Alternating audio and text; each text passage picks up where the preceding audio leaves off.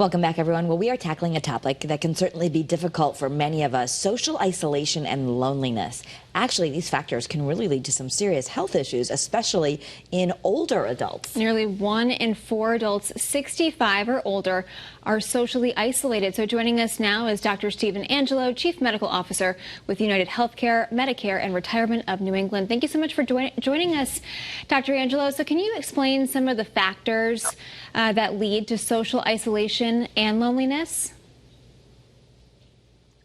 Yeah, so as people get older, they will run into conditions such as chronic diseases that may affect their ability to get out of the house, right, to have contact.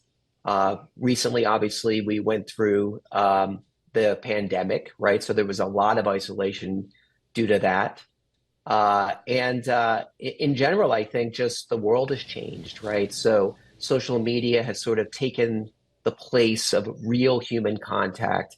So all of these things are coming together and basically causing this tsunami of social isolation.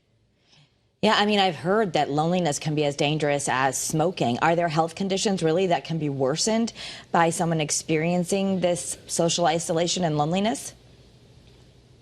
Yeah, absolutely. I mean, everything that you can think of in terms of a chronic condition can either actually, become a new problem for someone, or if they already have the condition like diabetes or high blood pressure or cardiovascular disease.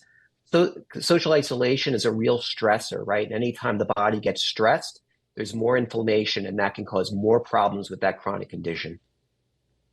Okay, so what are some of the best ways to avoid or maybe overcome social isolation and loneliness? Right. I think there's a two-pronged approach to that, right? So obviously, the person who's feeling socially isolated has to take it upon themselves to try to get back out there, right? So if there's ways that they can join a senior center, right, to get out there and to have some more contact with individuals their own age, that's one way to go about that. Joining a gym, right? Going to a fitness center. Not only are you able to then engage in physical exercise, which also builds, a sense of well-being, but also you're going to have the ability to have contact with other individuals as well.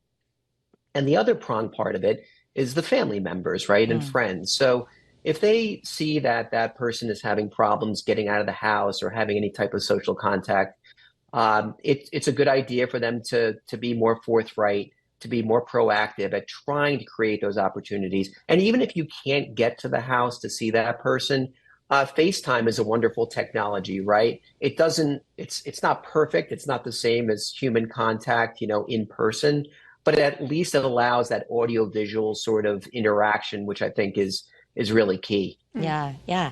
And that's great. We learned that during the pandemic, right?